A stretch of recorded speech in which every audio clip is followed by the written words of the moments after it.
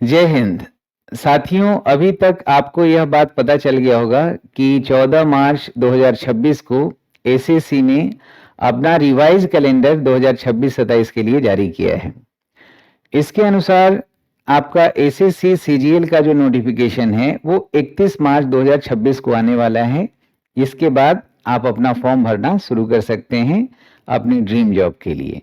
क्योंकि एसएससी को mini IAS भी कहा जाता है, इसमें एडमिनिस्ट्रेटिव बहुत सारे जो मंत्रालय के पोस्ट हैं उन सब में आप आसानी से जॉब प्राप्त कर लेते हैं। बट इसके लिए आपको 2 चरण में एग्जाम देना होता है, टायर 1 और टायर 2। टायर 1 चूंकि क्वालिफाइंग है लेकिन इम्पॉर्टेंट है। टायर 2 जो होता है वो आपका मेरिट लिस्ट बनने के लिए यही रिस्पॉन्सिबल होता है। यानी कि टायर 2 में जो 390 मार्क्स के जो सवाल पूछे जाते हैं उसी से मेरिट लिस्ट बनता है। दोस्तों, एसएससी के तमाम एग्जाम में सबसे ज्यादा जो कंट्रीब्यूशन होता है मार्क्स के हिसाब से वो होता है इंग्लिश लैंग्वेज से। आपको सबसे ज्यादा सवाल पूछा जाता है। वही बात एसएससी सीजीएल में भी है। आपका जितने भी 390 मार्क्स जो आते हैं एसएससी सीजीएल मेंस में, उसमें 35% अकेला इंग्लिश लैंग्वेज से ही पूछा जाता है। और इनमें जो खास करके रीडिंग पोर्शन होते हैं, जिनका रीडिंग पोर्शन पे शुरू से ध्यान रहता है, उनका इंक्लाइनेशन उसके प्रति रहता है, तो वो हमेशा मेरिट लिस्ट में आते हैं और टॉपर के लिस्ट में आते हैं। तो इन सब बिंदुओं को ध्यान में रखते हुए मैं आपके लिए एक ऐसा रोड मैप तैयार किया हूं एक नए कोर्स के माध्यम से, जहां पे मैं 2 घंटा रोज आपको पढ़ाऊंगा और बैलेंस करके पढ़ाऊंगा, जिसमें ग्रामर जैसे पढ़ाया और पीपीटी के सहारे नहीं बल्कि बोर्ड पे लिख के पढ़ाऊंगा ग्रामर, और जो भी ग्रामर मैं पढ़ाऊंगा उसका प्रैक्टिस सेम डे होगा। साथ ही साथ 1 घंटे का ग्रामर पढ़ाने के बाद आधा घंटा का वोकेबलरी मैं पढ़ाऊंगा, और वोकेबलरी जो पढ़ाएंगे उसका भी टेस्ट सेम डे होगा। और उसके बाद आधे घंटे जो टाइम दिया जाएगा वो रीडिंग स्किल्स पे दिया जाएगा। क्योंकि रीडिंग स्किल्स सबसे ज्यादा इंपॉर्टेंट है, तो इसके लिए हमें सबसे ज्यादा फोकस आपको रीडिंग स्किल पे शुरू से ही करना है, यानी कि डे फर्स्ट से करेंगे। और क्लास का ड्यूरेशन हमने सफिशिएंट रखा है 2 घंटा।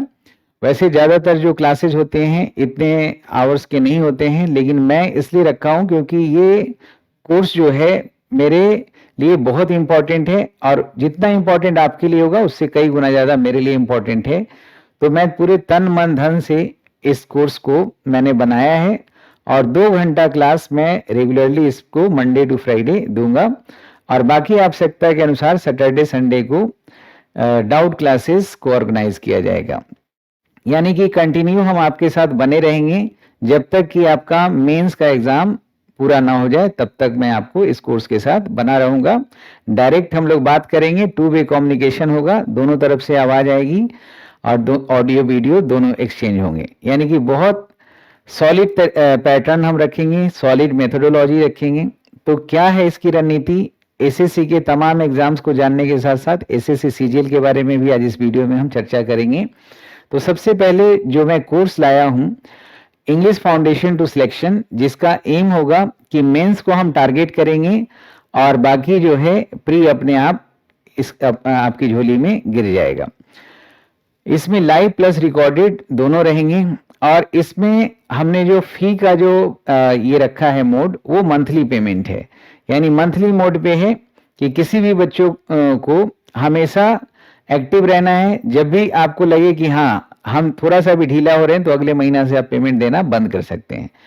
कई बार क्या होता है कि एक बार आप पेमेंट दे देते हैं, उसके बाद टीचर भी थोड़ा सा ढीला पड़ जाता है और आप भी ढीले पड़ जाते हैं। तो ऐसे में सजगता रहे, इसलिए मैंने नया तरीका के साथ इस कोर्स को लॉन्च कर रहा हूं, ताकि हम लोग दोनों एक्टिव बने रहें।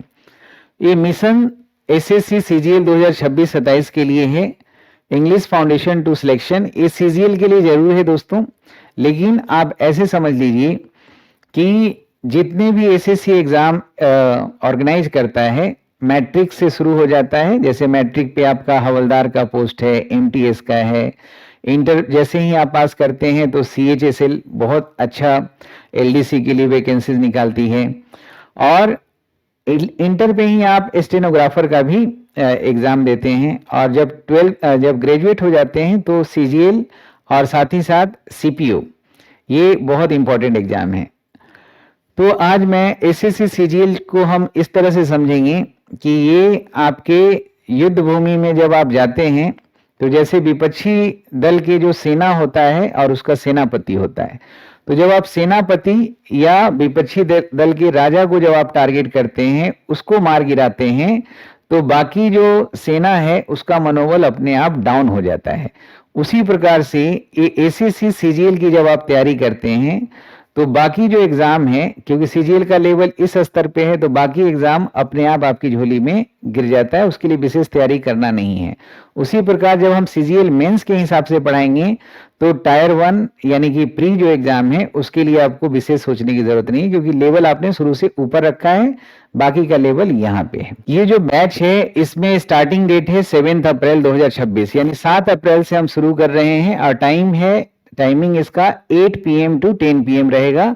Monday to Friday 5 days classes रहेंगी रेगुलरली आपका, और 6 महीने का ये कोर्स है, और फी स्ट्रक्चर 1000 पर मंथ है, यानी कि 1,000 रुपया आपको पर मंथ देना है।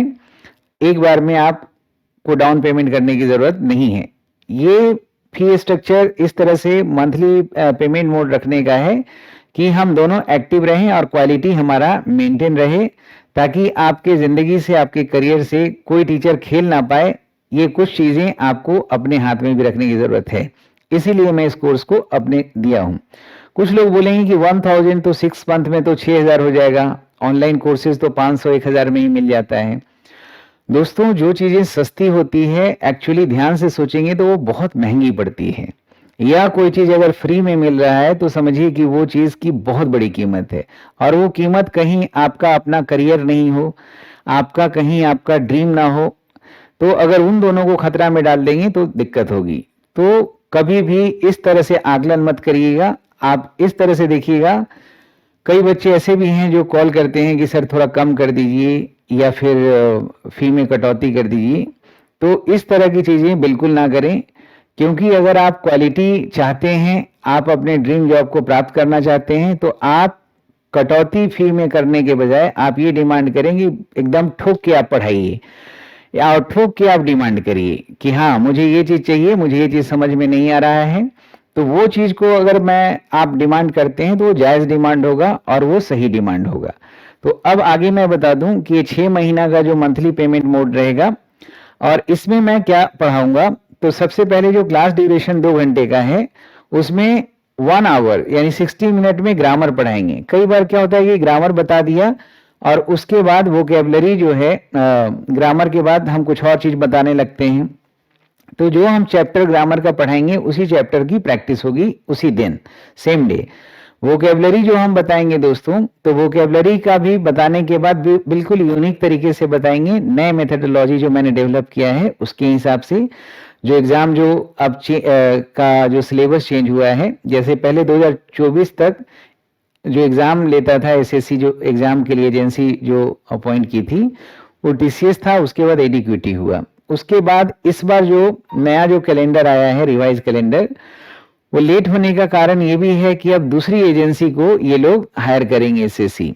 तो एग्जाम का जो बदला हुआ पैटर्न है या जो भी बदल सकता है, उन सब चीजों को ध्यान में रख के ही हम आपको ये चीजें कराएंगे। और रीडिंग स्किल्स, क्योंकि जैसे एसएससी में सबसे ज्यादा मार्क्स का कंट्रीब्यूशन जो इंग्लिश पेपर करता है, उसी प्रकार इंग्लिश में भी सबसे ज्यादा जो मार्क्स आपको प्राप्त होंगे, और जो सबसे बड़ा फैक्टर होता है टॉपर बनने का और ना बनने का, वो रीडिंग स्किल जो है वो ये रोल को प्ले करता है। तो आप पूरी जिम्मेवारी के साथ इन कोर्स को ज्वाइन करेंगे, और पूरी जिम्मेवारी के साथ मैं आपके साथ लगा रहूंगा। और सस्ती चीजों के चक्कर में रहेंगे ना, तो हो सकता है कि 6 साल 5 साल लग जाए तैयारी करने में, और वो भी हो ना हो, एज का बहुत बड़ा फैक्टर होता है। 18 से 32 साल के बीच में ही ये सारे वैकेंसीज होती हैं। एसएससी सीजीएल में भी कुछ 18 से आप कर सकते हैं, कुछ 20 साल से कर सकते हैं, कुछ 25 तक ही रहता है, कुछ 27 तक रहता है, और कुछ 30 तक रहता है, और 32 तक भी एक रहता है डबल का पोस्ट, वो अकेला है। बाकी 20 से 30 के बीच में ही आप ये सारे करते हैं, तो एज बहुत बड़ा फैक्टर होता है। अब देखिए ग्रामर में जो मैंने टॉपिक पढ़ाऊंगा वो कौन कौन सा है। तो मैं टोटल जो है 27 टॉपिक आपको बताने जा रहा हूं, जिसमें सबसे पहले ग्रामर के बुनियादी जो टर्म्स होते हैं उसको समझना है। फिर नाउन को हम हर एक सेगमेंट को नाउन को बताते चलेंगे और हर एक सेगमेंट के साथ चैप्टर वाइज प्रैक्टिस करेंगे और प्रीवियस ईयर के क्वेश्चंस करेंगे नाउन का। फिर pronoun, adjective, determiner, helping verb, tense, mood, conditionals. Mood और कंडीशनल्स दोनों एक साथ इंटरकनेक्टेड होता है। फाइनाइट वर्ब में सारे टॉपिक जितने भी हैं आपके, जिसमें मोनो ट्रांजिटिव, डाई ट्रांजिटिव जितने भी होते हैं, bitransitive, perceptual verb, ergative verb, सारा कुछ इसमें बताया जाएगा। नॉन फाइनाइट में भी जितने भी इन्फिनिटिव है तो सारे टाइप्स, जीरेंड है तो सारे टाइप, पार्टिसिपल है तो सारे टाइप बताए जाएंगे, क्योंकि इसका वॉइस भी पूछा जाता है। Conjunction, preposition, adverb, adverbial, interjection, question tag, transformation. अब सवाल पूछा जाता है काफी ट्रांसफॉर्मेशन और से दो तरह के होते हैं, सेंटेंसेस और फंक्शन के हिसाब से, डिग्री के हिसाब से। Voice, narration, modifier, subject verb agreement, punctuation से भी बहुत सवाल पूछे जाते हैं। क्लेप्ट सेंटेंस से भी कुछ सवाल होते हैं जो आप पढ़ते तो हैं लेकिन आपको पता नहीं होता क्लेप्ट होता क्या है। और वर्ड फॉर्मेशन। ये 27 टॉपिक हम यहाँ से ग्रामर से लेके चल रहे हैं। इसके बाद वोकेबलरी में 10 पार्ट में इसको तोड़ा गया है। जैसे रूट वर्ड है, one word substitution, idiom, phrases, synonym, antonym. जैसे सिनोनिम, एंटोनिम लोग नया मेथड, जो मतलब नया अब नहीं है, पुराना है, न्यूमेरिक मेथड से पढ़ाते हैं, लेकिन मैं इस मेथड से पढ़ाऊंगा कि क्लास में ही आपको याद भी हो जाएगा और प्रैक्टिस भी करेंगे उसी दिन, और ये चीज को हर एक सेगमेंट के साथ दोहराया जाएगा। तो आप पूरा जो है स्पेलिंग पिटफॉल्स तक टोटल 10 पार्ट आप यहाँ पे पढ़ेंगे वोकेबलरी का। इसके बाद रीडिंग पोर्शन जो होगा ये भी रोज होगा। 2 घंटे का चूंकि क्लास है तो हमारे पास टाइम सफिशिएंट होता है। टाइम को मैंने बांट दिया, 1 घंटा, आधा घंटा और आधा घंटा, 2 घंटा। इसमें टॉपिक जो है पैसेज कॉम्प्रिहेंशन, क्लोज टेस्ट, पाराजंबल। कोशिश ये रहेगी कि एक पैसेज, एक क्लोज टेस्ट और 5 पाराजंबल ये रोज हम करते जाएं, क्योंकि यही हमारा सबसे बड़ा हर्डल होता है और इसी को हम निकालेंगे। अब इसको बेहतर करने के लिए सिर्फ एसएससी के प्रीवियस ईयर पैसेज ही नहीं कराएंगे, बल्कि आपको बैंक के भी पैसेज करा देंगे और कैट का भी कराएंगे, ताकि आपका जो डर है वो खत्म हो जाए। और पैसेज में जितने भी सवाल पूछते हैं, 4 तरह के सवाल पूछते हैं, tone based, fact based, inferential और थीम बेस्ड। ये चारों सवाल का आपको पहचानना, आंसरिंग करना और कंफ्यूज्ड आंसर, जो गलत आंसर है उससे कैसे बचा जाए, सब बताएंगे। क्लोज टेस्ट में आप हमेशा देखते होंगे कि 2 ऑप्शन हमेशा आपको कंफ्यूज कर देता है, जैसे आंसर और रिप्लाई। एग्जाम्पल के तौर पे समझिए कि दोनों वर्ड हैं, तो आंसर का मतलब पता है जवाब देना, रिप्लाई भी जवाब देना, लेकिन दोनों को आपके यूसेज जानना है कि बोल के जवाब देना आंसर होता है, लिख के जवाब देना रिप्लाई। तो हम वर्ड्स के यूसेज को समझ के, उसके ग्रामेटिकल क्लास को समझ के, उसके स्पेलिंग को समझ के, हम ये तीनों पॉइंट एस्पेक्ट को, पहलू को ध्यान में रखते हुए वोकेबलरी पढ़ेंगे और सेम डे में प्रैक्टिस करेंगे। तो ये सारी चीजें जो आपको बताई जाएगी ये रोज होगी। इसके अलावा बुक्स वगैरह इस कोर्स में नहीं है, बुक्स आपको अलग से लेना होगा। जैसे ग्रामर, वोकेबलरी, रीडिंग, राइटिंग का प्रीवियस ईयर क्वेश्चंस के, ये सारे बुक्स वॉइस नरेशन के ये अलग से हैं, उस कोर्स में इंक्लूड नहीं है। इसके लिए आपको क्या करना है दोस्तों, कि Shyam Sharma learning app download करिए प्ले स्टोर से, और चाहें तो आप कंप्यूटर, लैपटॉप में भी देख सकते हैं, वेबसाइट के जरिए देखना पड़ेगा, लेकिन लॉगिन आईडी सेम रहेगा, सेम ईमेल आईडी, पासवर्ड से आप कंप्यूटर, लैपटॉप पे भी देख सकते हैं।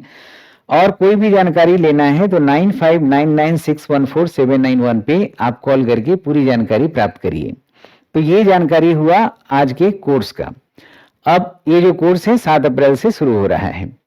अब मैं बता रहा हूं कि जो नया रिवाइज कैलेंडर है उसके हिसाब से एसएससी ने क्या डेट रखा है। तो ये जो रिवाइज कैलेंडर है, जो 14 मार्च 2026 को रिवाइज कैलेंडर दिया है, उसके अनुसार जो सीजीएल का, एसएससी सीजीएल का जूनियर इंजीनियर और सिलेक्शन पोस्ट, हमें फोकस इस पे करना है। सीजीएल 2026, इसमें 31 मार्च को नोटिफिकेशन आएगा और मई जून में इसका एग्जाम होगा।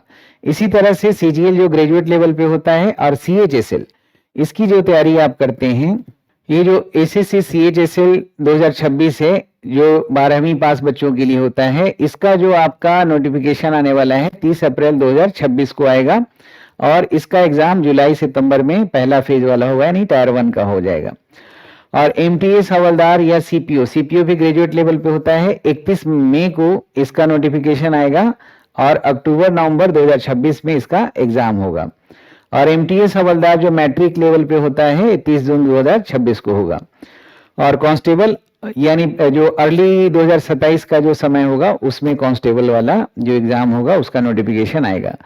तो एसएससी जो है साल भर में बहुत सारे एग्जाम को कंडक्ट करवाती है, जिसके जरिए अलग अलग डिपार्टमेंट में स्टाफ की भर्ती पूरी की जाती है। तो इसमें हम ज्यादा फोकस जो कर रहे हैं इस बैच के जरिए वो है एसएससी सीजीएल 2026 और मेंस के हिसाब से। अगर इसकी तैयारी करेंगे तो बाकी सीपीओ और एमटीएस ये सब और सीएचएसएल स्टेनोग्राफर के लिए सोचने की जरूरत नहीं है, वो अपने आप आएगा। क्योंकि एसएससी का सबसे जो किंग साइज जो एग्जाम होता है वो एसएससी सीजीएल का ही होता है और उसी के हिसाब से हम काम करने जा रहे हैं। अब मैं थोड़ा और जानकारी दे दूं कि एसएससी है gateway to central government job. क्यों? क्योंकि इसमें और ये मिनी आईएएस कहा जाता है, क्योंकि इसमें दोस्तों 2 प्रमोशन के बाद अगर एसएससी सीजीएल में अगर आप जैसे असिस्टेंट सेक्शन ऑफिसर बनते हैं या इंस्पेक्टर बनते हैं तो 2 प्रमोशन लेने के बाद आपका लगभग इक्विवेलेंट वही हो जाएगा जो सिविल सर्विसेज से जो बच्चे क्वालिफाई करके जिस पोस्ट पे ज्वाइन करते हैं उस पोस्ट पे आप पहुंच जाते हैं 2 प्रमोशन के बाद। तो ये gateway to IAS administrative job के हिसाब से भी आप इसको समझ सकते हैं, जो 2 प्रमोशन के बाद इक्विवेलेंट टू वहां हो जाता है। अब ये देखिए इसमें जो ये एसएससी जो है ये डीओपीटी के अंतर्गत आता है, यानी कि जो कार्मिक विभाग है उसके अंतर्गत ही आता है। और डीओपीटी जो आता है वो आपका ministry of personnel public grievances and pensions जो मिनिस्ट्री है उसके अंतर्गत डीओपीटी आता है। डीओपीटी ही इसको रेगुलेट करती है एसएससी को। साथियों इसमें एसएससी सीजीएल जो टॉप का एग्जाम है इसका एज होता है जो अभ्यर्थी इसमें अप्लाई करेंगे, एक तो ग्रेजुएट होना चाहिए और 18 से 32 साल उनका एज होना चाहिए। लेकिन आप मान के चलिए कि नॉर्मल पोस्ट के लिए 20 से 30 ही होता है, स्पेशलाइज्ड पोस्ट है उसके लिए 32 है, जो डबल ए वाला पोस्ट है असिस्टेंट ऑडिट ऑफिसर और असिस्टेंट अकाउंट ऑफिसर उसके लिए होता है 18 से 32 साल, बैचलर डिग्री होना चाहिए। और बाकी जो सीएचएसएल है 18 से 27 साल के लिए होता है, इंटर पास वाले बच्चों के लिए है, लेकिन ये 27 साल तक ही इसका एज लिमिट होता है। स्टेनोग्राफर होता है जो 18 से 30 तक होता है, ग्रेड सी वाला, और ग्रेड डी वाला 18 से 27 तक होता है, 30 और 27 तक। एमटीएस वाला 18 से 25 तक होता है एमटीएस, और इसमें 18 से 25 कांस्टेबल होता है, 18 से 27 एमटीएस होता है। बाकी जीडी वगैरह का होता है, जो ग्रेजुएट है सिविल, मैकेनिकल और इलेक्ट्रिकल से उनके लिए भी यहाँ पे मौका है। और ट्रांसलेटर ऑफिसर्स के लिए भी वैकेंसीज यहाँ पे निकलता है, जिसमें आपको ट्रांसलेशन वाला कोर्स करना है, कहीं कॉरेस्पॉन्डेंस या रेगुलर कहीं से कोर्स आपने किया हुआ है तभी आप भर सकते हैं उस एग्जाम को। देखिए एसएससी सीजीएल टायर 1 और टायर 2 2 फेज में एग्जाम होता है। वैसे तो 3 पेपर होते हैं, पेपर 1 ही हमारे लिए इंपॉर्टेंट है, वो सबको देना होता है।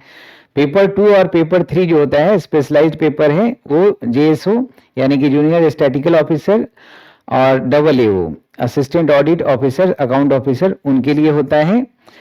तो पेपर 2 और 3 है, और पेपर 1 तो वैसे सभी को देना है और इसी पे आपका मेरिट लिस्ट बनेगा। तो ये पेपर 1 में 2 सेशन में क्लास होता है, यानी कि एक दिन में 2.25 घंटे का जो क्लास होगा और एक 2.25 घंटे का एग्जाम होगा और एक 15 मिनट का होगा। तो 2 सेशन लगेगा, एक बार ब्रेक के बाद फिर दूसरा सेशन होगा। तो पहला सेशन होगा, इसमें 3 मॉड्यूल हैं। पहला जो मॉड्यूल है सेक्शन 1 में, इसमें मैथमेटिक्स और रीजनिंग। तो मैथमेटिक्स और रीजनिंग जो होता है ये आपका आता है 30 क्वेश्चन, यानी कि ये आपका आया 90 मार्क्स का, यानी एक क्वेश्चन 3 मार्क्स के हैं। सबसे ज्यादा कंट्रीब्यूशन इंग्लिश का होता है, ध्यान रखिए 45 135, यानी कि टोटल जो एग्जाम में मार्क्स होंगे उसका 35% अकेला अंग्रेजी से आता है। और ये जो नेक्स्ट है जो आपका इंग्लिश लैंग्वेज कॉम्प्रिहेंशन और जनरल अवेयरनेस, इन दोनों का एक साथ पेपर होगा। 75 मार्क्स के आएंगे जीएस, 135 के इंग्लिश, और ये 90 के रीजनिंग और मैथ हो गया। और यही जो है आपके टोटल बन जाते हैं 390 मार्क्स। इसी पे आपका मेरिट लिस्ट आपको लाना है। जो आपका 390 है तो आपको 85% लगभग लाना है, तब ड्रीम जॉब मिलेगा। ड्रीम जॉब मतलब जो जॉब आप चाहते हैं।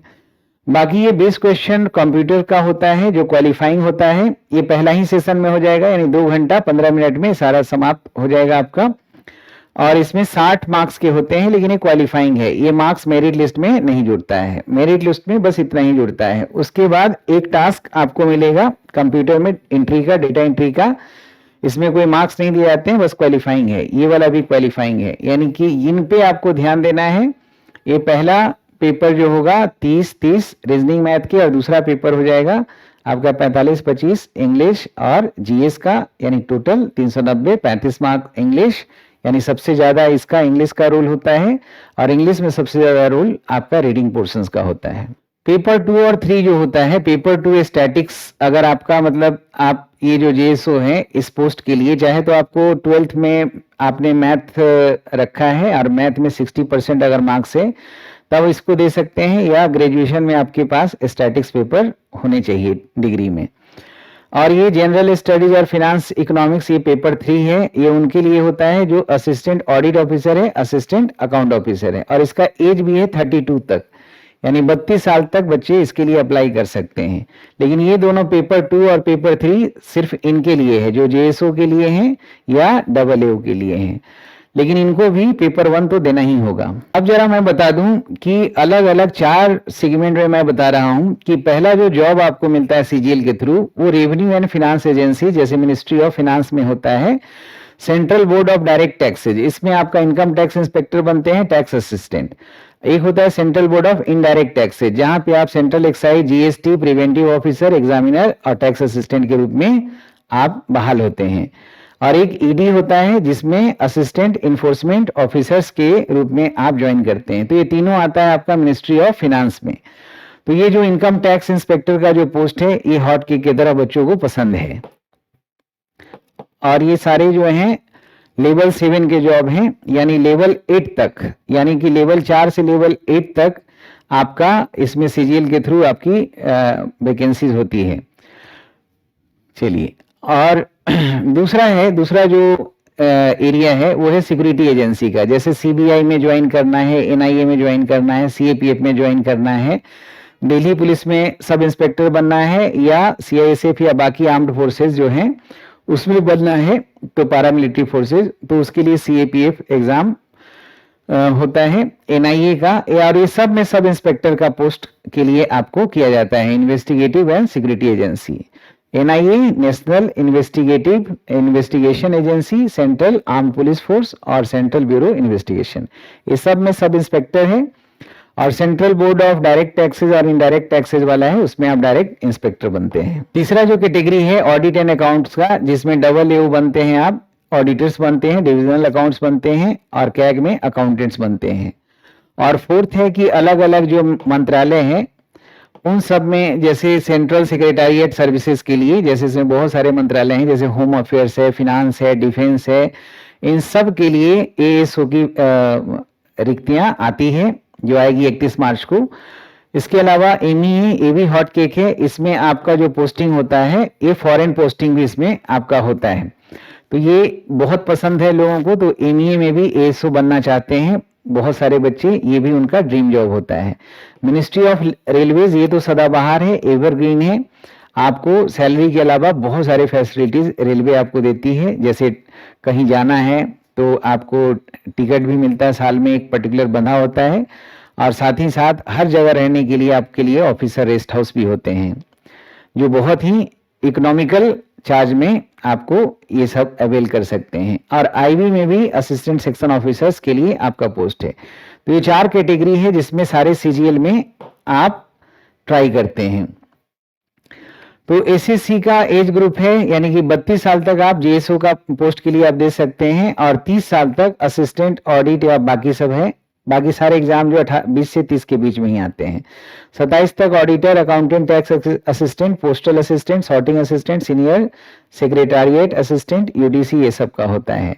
यानी 20 से 30 साल के अंदर में ही आपको नौकरी लेना है। तो इस बार ही हम लोग साथ में काम करेंगे मेहनत करके।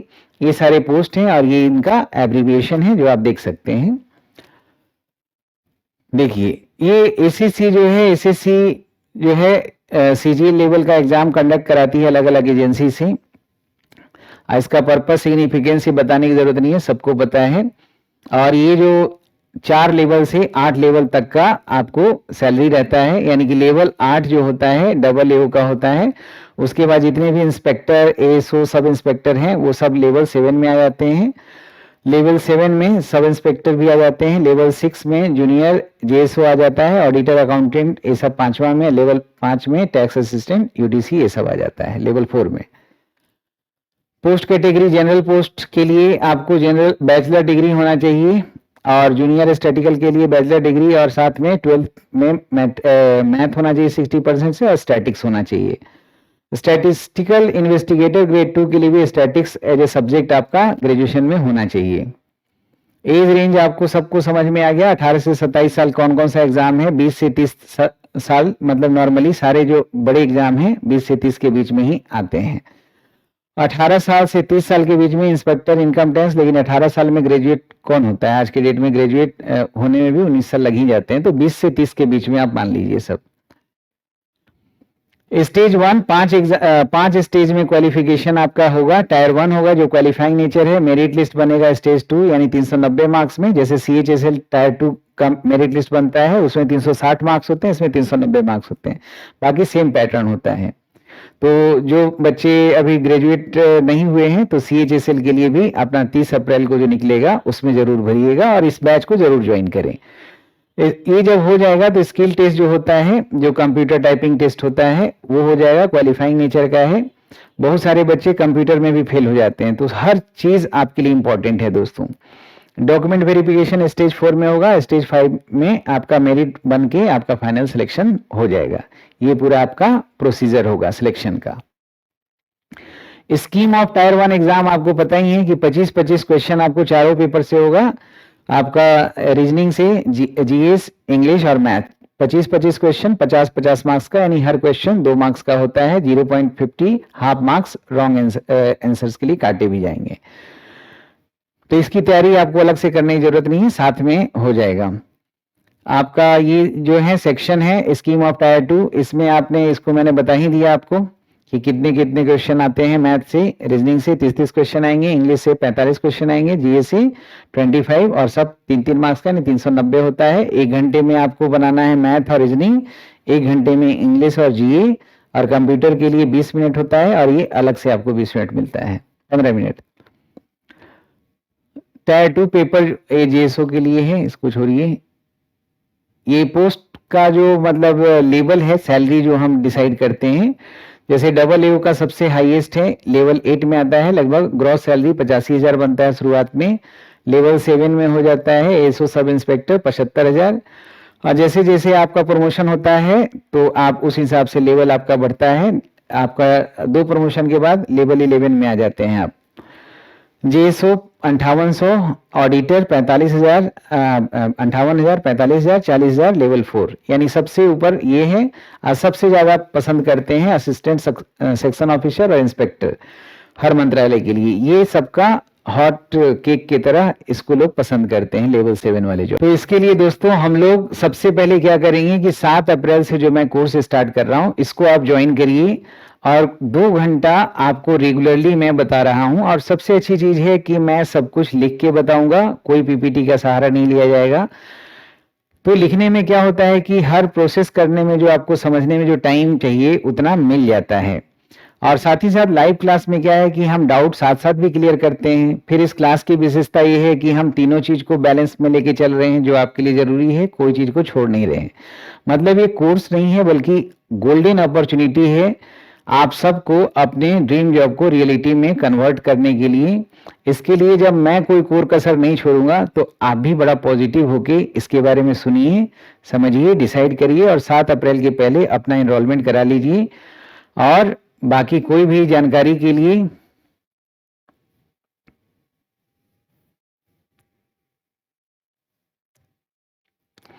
ये नंबर दिया हुआ है, बेहिचक आप बात करें, ये नंबर मेरा ही है, इस पे मैं आपको अवेलेबल मिलूंगा। और जो भी आपकी क्वेरी है फेस टू फेस हम लोग बात करके सॉर्ट आउट कर लेंगे। तो अपना ख्याल रखिएगा, हंसते रहिए, मुस्कुराते रहिए। जल्दी मिलते हैं अगले वीडियो में। जय हिंद, जय भारत।